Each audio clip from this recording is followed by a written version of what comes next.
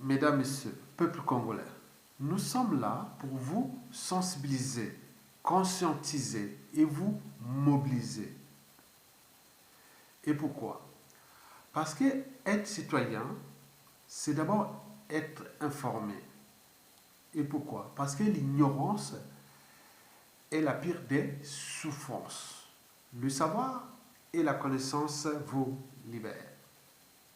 Être citoyen, c'est aussi d'agir en permanence. Et pourquoi? Parce qu'aucune cause n'est perdue d'avance. Et surtout quand elle est digne, juste, noble, légitime et voire civilisationnelle. Donc seule la lutte libère. Car sans lutte, il n'y a pas de liberté ni de la dignité de l'individu et encore moins d'un peuple. Sans lutte, il n'y a pas de justice rendue à l'individu et encore moins à un peuple. Sans lutte, il n'y a pas de respect du but même de la condition humaine, sociale et existentielle. Le caractère sacré de la vie humaine. N'oublions pas que sans lutte, il n'y a pas de paix et encore moins de progrès d'un peuple. Donc, seule la lutte libère. Pour info, il faut savoir lire les signes du temps. Par exemple, depuis 2015, c'est-à-dire depuis le coup d'État constitutionnel de 2015, suivi du hold-up électoral de 2016, agrémenté du terrorisme d'État ou des génocides de Larry dans le pôle, rien ne va plus. C'est Denis Sassou Nguesso. Je vous l'ai dit qu'en apparence serein, mais en secret, il ne sait plus distinguer le vrai du faux. Il est perdu. Il est perdu pourquoi? Parce que Denis Sassou Nguesso avait tout misé sur la domination des Congolais pour damer l'âme des Congolais. Or, depuis 5 ans déjà, rien ne va plus. Le dos se resserre sur lui. Il devient comme un oiseau qu'on est en train de le déplumer. Au moment qu'il cherchera à voler, et ce sera trop tard. Donc plus il agite, plus il s'enfonce. Il est maintenant plus comme dans un sable mouvant. Mesdames, Messieurs, peuple congolais. Par exemple, depuis déjà 5 ans déjà, nous avions pas à pas démasqué, grillé tous les systèmes de domination de M. Sassou Nguesso sur les Congolais. Parce que Sassou Nguesso, pour asseoir son pouvoir, il a tout misé sur la domination mystique, ce qu'il lui appelle la domination mystique, la sorcellerie, le fétichisme et toutes ces choses-là que le monde obscur, l'ésotérisme et toutes ces pratiques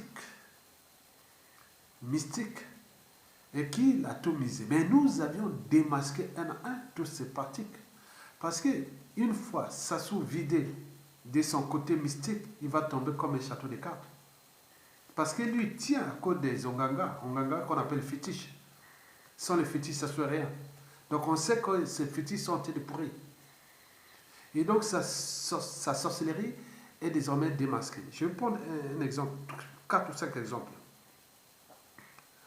Le premier exemple, c'était la domination à travers de l'eau. L'eau déjà du pays du Congo est insalubre, mais cette eau fut également empoisonnée, que ce soit dans les réseaux d'adduction d'eau potable publique ou que ce soit à travers l'eau minérale donnée dans les bouteilles. Sassou avait tout misé sur la domination. Donc il y a eu des incantations nocturnes, des pratiques diaboliques, sataniques qu'on appelle, mais en réalité, on est toujours là au cœur des affaires criminelles. Je vous dis que ce n'est plus une dictature, c'est un système criminel. Et donc, prenons le cas de l'eau. Sassou, avant chaque événement, et partout ils sont là, les ministres, les officiers supérieurs, les opposants et le peuple à des moments donnés, ils ont tous mis ce qu'on appelle les incantations nocturnes. Donc l'eau là, ils ont fait de ce qu'ils appellent les pratiques mystiques. On parle des excréments qui ont été du clan, qui ont été mis dans l'eau des Congolais, hein, des excréments, beaucoup de choses qu'ils ont fait pas, on ne connaît pas, mais les grandes fonctions de l'organisme ne pardonnent pas, en biologie, en médecine, quand ces choses-là, donc les gens ont des problèmes de digestion, des problèmes de hépato-entérogastriques, ils ont des problèmes de maladies métaboliques, ils ont des problèmes de cardiovasculaires, ils ont des problèmes d'AVC, ils ont des problèmes de maladies rénales, ils ont tout ça, c'est lié à tous ces mécanismes d'empoisonnement que lui il appelait domination. Donc ça passait par l'eau. L'eau c'est la vie. L'eau, la boisson haute, que vous fuyez l'eau du réseau d'adduction d'eau potable qui est vraiment la merde, hein? C'est un bouillon de culture pathogène. Mais l'eau aussi minérale, que ce soit l'alcool, hein, qui coule à flot et tout ça, mais tout est empoisonné. Et donc nous avons démasqué ça et aujourd'hui c'est grillé. Donc tous ces dossiers sera classé dans les affaires criminelles. Et par conséquent, tous ceux qui ont été directeurs de réseau d'addiction d'eau potable du Congo, pas potable, salut, depuis Sassou Nguesso 2-3, donc depuis 2000 à peu près, jusqu'à nos jours, viendront rendre des comptes au peuple congolais, puisqu'ils ont été au cœur d'un système criminel. L'État ne va pas abandonner. C'est cela, nous sommes dans une entreprise criminelle. Donc on ne va pas laisser ça comme ça, on a empoisonné en masse des Congolais. Même si les politiciens, les officiers militaires et tout compagnie n'ont pas pris les responsabilités, ils continuent à boire de l'eau insalubre, l'eau empoisonnée, c'est leur affaire. Ils meurent comme des mouches dans les morts qui sont à craquer des cadavres de tout âge, mais c'est lié en partie à ces problèmes alimentaires. Et donc, les boissons, l'eau potable, l'eau insalubre, l'alcool et tout compagnie, c'est empoisonné dans ce pays. Nous avons démasqué ça. Maintenant, ils sont maintenant prudents. Mais nous, ça ne va pas s'arrêter là. On va les poursuivre. On sait que dans toute organisation, qu'elle soit État, entreprise ou association, quand il y a un dysfonctionnement, c'est celui qui a la tête qui en est responsable. Le poisson pourrit toujours par la tête. Donc, il y aura la chaîne des responsabilités. Et vous avez tout compris pour le problème de l'eau. Deuxièmement, vous avez par exemple, on peut voir les obélisques. Les obélisques, hein, ce sont les points cardinaux de domination du Congo. Et donc, on a placé un à la radio-télévision du Combo là-bas, l'autre à Mungali et l'autre à Malekele. Donc, ce sont ces actes-là. Ce sont des lieux que Sassou fait ces pratiques de domination. Et donc, vous allez avoir en bas de la vidéo, vous avez un lien qui va directement à la vidéo que j'ai fait lecture de l'article vraiment un chef-d'œuvre, hein, sur la franc-maçonnerie telle qu'elle est pratiquée au Congo par Denis Sassou Nguesso. Vous allez voir le lien en bas, il faut regarder ça, notamment sous l'obélisque ensanglanté de Mungali. Nous avons aussi le problème du mausolée que nous avons ici traité, parce que l'objet de cette vidéo, c'est le mausolée que je vais ici traiter. Bon, vous avez aussi pu voir les problèmes de la béatification du cardinal Emi Biainda, et qui est déjà en cours. Donc ce sont là les signes qui sont en train de montrer à Sassou que, eh oui, mais chaque chose a un début et une fin. Il y a toujours un départ et un terminus. Par exemple, il a essayé un peu d'aller chercher les ossements, la tête du roi Malwango. En septembre dernier, il a échoué. On n'a pas pu avoir ces ossements qui datent du 19e ou du 18e siècle. Et qui voulait aller prendre ça pour lui. Parce qu'il croit qu'il se frottant comme ça, en dormant avec ses squelettes, ses ossements, il va lui donner le pouvoir à la force qui domine les Congolais à cause de ça. Je l'ai dit que le pouvoir de Sassou Nguesso, il est là à cause de nous-mêmes Congolais. Deuxièmement, à cause de des moyens de l'État dont il dispose contre le peuple congolais. Et enfin, à cause de la corruption mondiale et de la France-Afrique.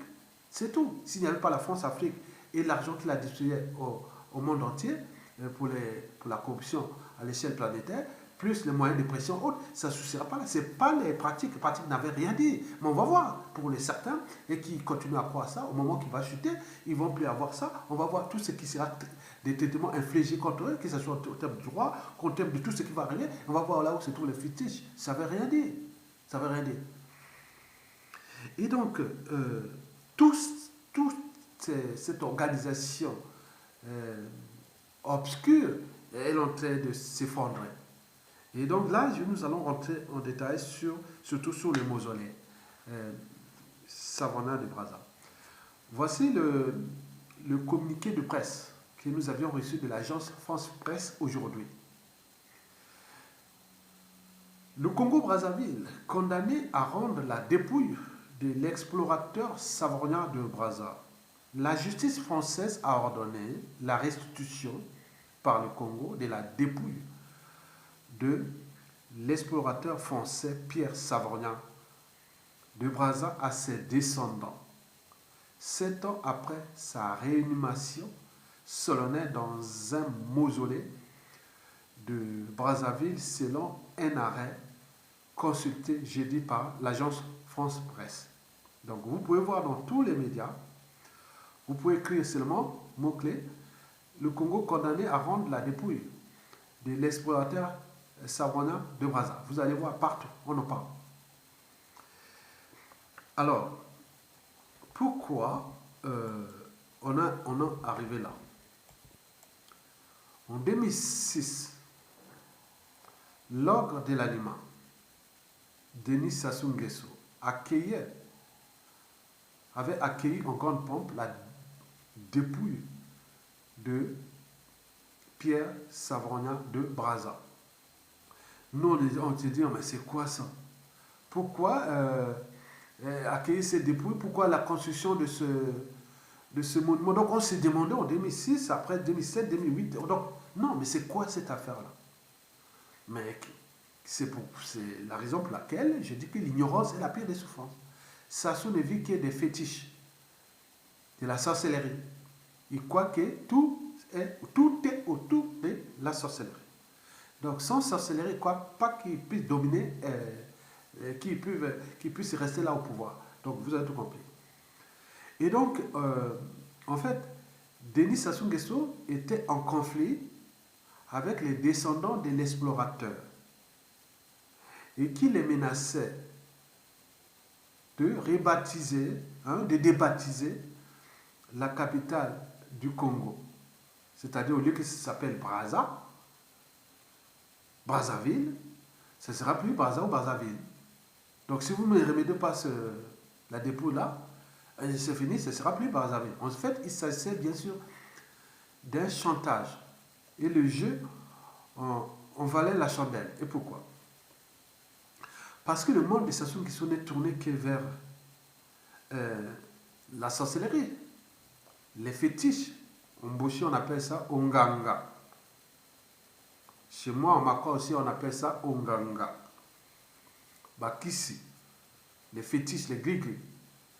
Même on appelle ça les camos. Anabakamo, hein? Attention, Anabakamo. Donc là, les gens, parce que, comme disait le professeur de la sorcellerie, doyen de la faculté de droit à l'époque, hein, en 2014, avait déjà dit sur les ondes des radios France Internationale, le professeur de la sorcellerie, doyen de la faculté de droit à l'époque, qui est aujourd'hui président de la Cour inconstitutionnelle, hein, chose comme ça. Il avait dit sur les ondes des radios France Internationale, je prends le 26 mai 2014, il avait dit qu'en Afrique, les serments n'ont aucune valeur juridique. Ce qui prime, c'est la sorcellerie. Ce sont les fétiches qui comptent beaucoup. Les gens ne croient pas au code pénal, code civil et tout comme ça. Mais par contre, si tu fais genre de gris-gris, là, il a peur. En partie, il a raison, puisque c'est un problème d'éducation. Tout le monde, dans les villages, en Congo et tout ça, où là où l'ignorance est à tel niveau qu'on ne peut même plus, vraiment, ce fut vraiment un génocide éducatif. Donc les gens croient au fétiche. Et c'est la raison pour laquelle le professeur Placide Mondodo avait dit que en Afrique, le serment n'a aucune valeur juridique. Ce qui prime, c'est la sorcellerie. Et donc, il est d'ailleurs l'un des conseillers de la sorcellerie du dictateur Denis Sassou Nguesso. Vous avez tout compris. Donc, Denis Sassou Nguesso croit au fétiche. Son monde n'est tourné que vers la mort. Il déteste là où il y a la vie. Quand il y a du sang, quand les gens meurent, quand il y a des accidents, quand il y a tout ce qui est à la mort, là ils aiment. Mais ce n'est pas tout qui est là. Sassou Nguesso croit dominer des Congolais à travers ses pratiques mystiques. Parmi ces pratiques figure la possession des crânes humains, des ossements et des squelettes des personnalités célèbres ou d'anciens puissants de ce monde. Et quand vous voyez qu'il est à la recherche de tout ce qui est puissant, quand il meurt là ou là, qu'il touche, il croit qu'il a ses... Bon, regardez quand même, il décape sa peau depuis qu'il a 20 ans, quand on commence à avoir les moyens d'acheter ces produits-là. Hein. Je pense qu'il doit avoir 25 ans, et aujourd'hui, à ses 80 ans, regardez sa peau, il est toute les photos et tout ça qu'on voit de Sassou qu'il est clair. Non, c'est notre Jaja, paix à son âme, Jaja. Et donc, c'est comme ça, il n'a jamais changé. Il décape sa peau à fond, jusqu'à ses 80 ans. Donc, c'est quelqu'un qui a des problèmes de personnalité profonde. Et donc, il croit que son pouvoir ne tient et ne tiendra que par la domination mystique à travers la possession des crânes, des ossements et des squelettes des personnalités célèbres et d'anciens puissants de ce monde. Et le chantage, les stratagèmes, la ruse et l'argent ne justifient pas les moyens et la diplomatie employés pour parvenir à ces fins. Par exemple, le cas des descendants de Savona de Brazza. Il me semble qu'on nous parlait que il avait certainement donné 7000 euros. Mais non, peut-être qu'il y en a beaucoup, les descendants là, ils ont reçu beaucoup d'argent. Ils en ont reçu beaucoup d'argent. Ça, c'est sûr, on parlait de 7000 euros à l'époque, mais je pense qu'ils ont reçu beaucoup d'argent. Mesdames, Messieurs, peuple congolais. Et depuis une dizaine d'années déjà, le mausolée Savona de Brazza est devenu un haut lieu des pratiques animistes, diaboliques, vampiristes, de sacrifices humains, de cannibalisme, de satanisme et des pratiques maçonniques, Lucifer. Et le plus souvent, on présente de Denis Sassou Nguesso lui-même. Si bien que certains disent que quand il est à Brazzaville, parce que lui, dans le mois, 2 tiers des jours du mois, il passe chez lui à Oyo là-bas, dans ce palais là-bas.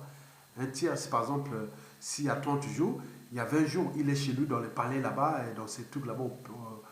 Oui, comme le fut le cas des Bokassa et ces diamants que les défunts président Valéry Giscard d'Estaing venait, et voilà, il se perdait dans la nature, allait faire la chasse, les diamants et tout compagnie, c'était la bonne vie. Hein.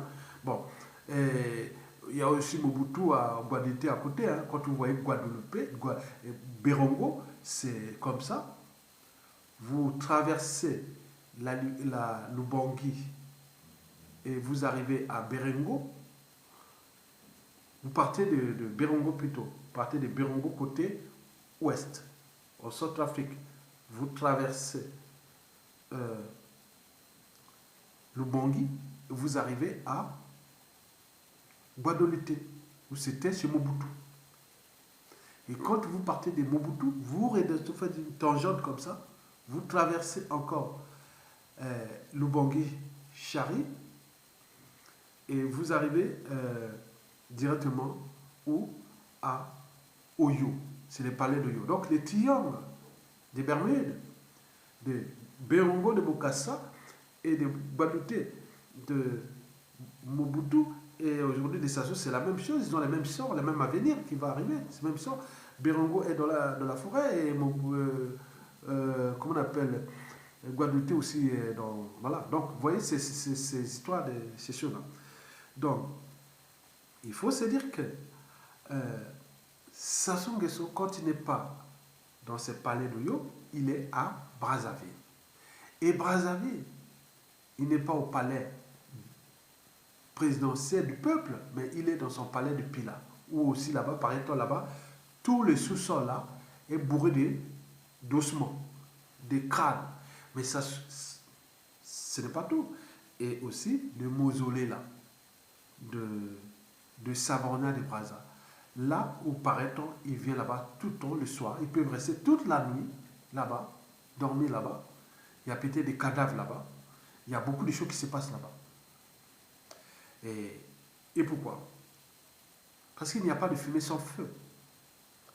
Ce mausolée Savorgna de Brazzaville est des lieux les mieux sécurisés du pays. Parmi les lieux les plus sécurisés du pays, il y a le palais de Pila de Sassou Nguesso. Deuxièmement, il y a ce palais là-bas à Oyo.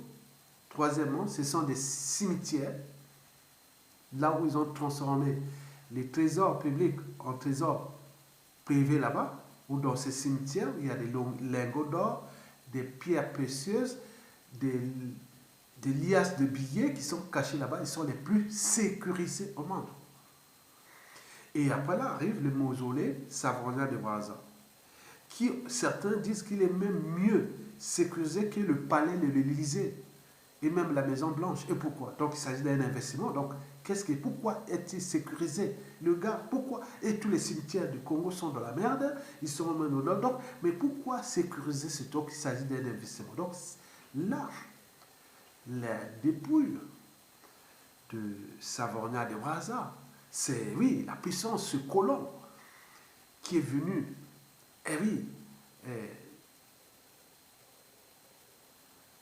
selon ses détracteurs, c'est le plus sadique. Le plus sadique. D'autres disent que c'était un criminel. Savorgna de Brazza, un grand criminel. Des grands chemins. Et donc lui, il voit peut-être que, vous voyez, qui se ressemble, ça semble. Il dit qu'il détenir de quelqu'un qui a été le plus cruel, quelqu'un qui a... Donc tout ça, vous voyez tout ce qui se passe dans sa tête. Donc d'où cet investissement sur le truc de Savorgna de Brazza, qui la famille a dit non, mais tout le monde a dit non, mais entre la carotte et le bâton, ah oui, il a pris l'argent, il a donné l'argent, il a la carotte, maintenant le bâton, ben, si vous voulez que je restitue ça, alors là je vais débaptiser la capitale. Mais non, on ne va pas autre. Non. Donc vous voyez ça, c'est là où ça se joue. C'est une affaire d'argent. Et pour le dictateur, c'est une affaire de ce qu'il pense être son pouvoir mystique. Parce que oui, Sassou, après ces derniers échecs, oui, voilà, on a vu le triomphe de Sassou Nguesso devant la dépouille de Joachim Yobio Pango. Et donc, lui, il pense que ça, je vous dis que c'est quelqu'un où son monde n'est tourné que vers la mort. Il faut qu'il y ait les morts. Là où il y a la mort, c'est bon. La mort de ses détracteurs, la mort de ses opposants, la mort de tout. Et tous ces gens-là arrivent, ils prélèvent tout ce qui est les doigts de prélever, du cannibalisme, et ils font tout ce qu'ils font là, c'est l'horreur. Et d'autres disent non, mais ce sont des écoles de Mobutu, de Bokassa, de ça qui l'ont transmis, que eux-mêmes, les Bongo et tout ça, ils ont transmis entre eux, que pour dominer leur pays, il faut faire les pratiques là. Donc ce sont des pratiques qu'on trouve de Sassou Nguesso jusqu'à les Bongos, en passant par les billets du Cameroun. Je ne sais pas si ils disent des billets musulmans, moitié, bon, il n'est pas musulman ou pas musulman, bon, peut-être pas. Mais tout ce qui est, oui, ça va même par exemple en Côte d'Ivoire et tout ça. Donc il a fait ça. Donc ça devient quelque chose de bon plan, de bon tuyau. Ou derrière ça, il y a toujours des crimes. Donc on tue. Ce n'est plus des dictateurs ou des dictatures. Ce sont des criminels. Ce sont des systèmes criminels. Donc on tue. Donc là, le monument, là, c'est une couverture. Mais derrière, il y a des choses qui se passent là-bas. Il doit peut-être venir toucher les ossements là où tout le corps, il doit faire là, peut-être qu'il doit dormir avec lui, il doit faire, je ne sais pas ce qu'il doit faire avec ça, ça ne sait pas ce qu'il fait. Il y a des choses, il faut que les gens puissent, oui, bon, on a des gens là-bas, même par la torture, il faudra qu'ils disent la vérité, comme certains disent, qu'est-ce qui s'est passé là, hein, ceux qui gardaient ce monument, parce qu'elle a quand même englouti depuis ces années-là, en termes de lobbying et de tout ça, il a englouti quand même 5% du produit intérieur brut congolais. Hein, l'argent public est parti là, tous ces trucs-là. Et il y a des gens qui sont là, ils gardent ça. Donc, ils sont payés par l'argent des caisses publiques. Hein, et tout ça pour garder un truc qui ne sert à rien. Quoi. Donc, vous avez tout compris. Donc, là, le problème là qui va se poser entre les descendants de Savona de Brazza et le dictateur, mais c'est leur affaire. Ça ne concerne pas le peuple. Ça ne nous concerne pas. Et pourquoi? Parce que nous, il faut voir déjà la prestation question. Ça, c'est retenez bien. Il n'y a pas à. C'est quelque chose que je vous dis, ça c'est. Vous pouvez prendre de tout Congolais. Dans 100% des Congolais, du commun de mortels, jusqu'à. Sur 100%. Ils sont aujourd'hui 92%. À dire qu'il faut restituer les restes de Savona de Brazza à ses descendants. Mais nous, on ne fait pas du trafic de cadavres et autres. Nous, dans notre culture, on n'a pas ça. On n'a pas ça dans les cultures bantoues. Trafic de cadavres, de tout ça. Non, non, on ne fait pas ça. Ce n'est pas nos coutumes, nos mœurs. Non, non, il n'y a pas. Donc, on va réétudier, revenez prendre votre truc. Et si l'État congolais peut encore payer, mais c'est ça, la famille, les sachets, tout ça, ils vont régler la facture. Mais ce n'est pas l'État congolais. Et donc, ils ramènent ça là-bas. Par exemple, c'était en Algérie ou pas ou autre, ils ramènent ça là-bas. Ça, c'est 100% du cas. Et ce monument ou ce mausolée sera détruit. Retenez, il sera détruit. Le jour-là, une grosse pelleteuse part devant les caméras du monde. Pom, pom, pom, pom. Avant, il y aura d'abord des enquêtes. Tout qu'est-ce qui s'est passé là, qu'est-ce qui s'est passé pour mettre un dossier pour ça. Et donc ça, c'est très important. Ça va se passer comme ça. Et donc, vous retenez qu'il y a que ça sera restitué. Si ça ne le fait pas, c'est pour ses pratiques. C'est la famille de voir s'il laissait ce gars-là souiller, puisque depuis ce temps-là, oui, il s'est frotté sur ces trucs-là, fait des trucs là-bas, vraiment tout. Oui, c'est terrible. Hein. Il a dû faire des choses là-bas, jamais vu. Et donc, voilà, donc c'est à la honte de ses descendants, hein, parce qu'ils ont laissé, voilà, donc c'est leur problème. Mais ce monument sera détruit. Maintenant, il faut se dire aussi que dans 97% des cas, la ville de Brazzaville va être débaptisée. Ça ne sera plus Brazzaville, après la transition et autres. Donc, ce ne sera plus le nom Brazzaville. Brazzaville n'existera plus. Brazzaville n'existera plus. Donc, ce sera restitué, démoli.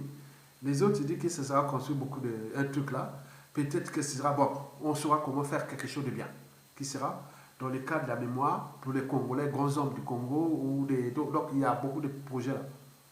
Mais ce truc là sera remis à ses descendants sans amalgame, ni polémique, ni chantage ou comme le fait Sassou, parce que ce truc là c'est pour lui. Hein. Donc les obélisques ont été tous démasqués. Maintenant là, le truc de mausolée de Savonia aussi démasqué, il n'a plus de ces lieux de pratique là. Donc il la rentre, ils sont souillés. Donc tous les restes, si on va dire non, voilà les endroits où ça se va faire ces pratiques mystiques. Et cette ville-là sera débaptisée. Mesdames, Messieurs, donc je vous laisserai en bas de la vidéo un lien sur l'obélisque ensanglanté de Mungali. C'est en vidéo. Regardez ça, vous allez voir l'homme que nous avons affaire dans ce pays. L'homme que nous avions affaire dans ce pays, Denis Sassou Nguesso. Donc nous sommes individuellement et collectivement en danger.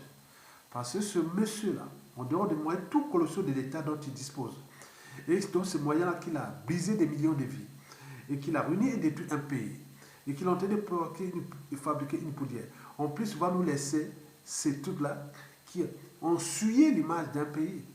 Donc Sassou Nguesso partira avec aussi ce mausolée-là, et qu'on n'en parlera plus. Et donc, vous avez tout compris. Et merci beaucoup, et partagez ce savoir-là pour que nous puissions ensemble se battre pour que Sassou dégage. Il va partir, il est à la fin. Donc le taux CRC, tout ce qu'il est monté, donc on est en train de tout mettre les moyens pour le faire partir. Vous avez tout compris. Et les Congolais seront libres, dignes et heureux chez eux sans le tyran. Et vous avez tout compris. Merci beaucoup.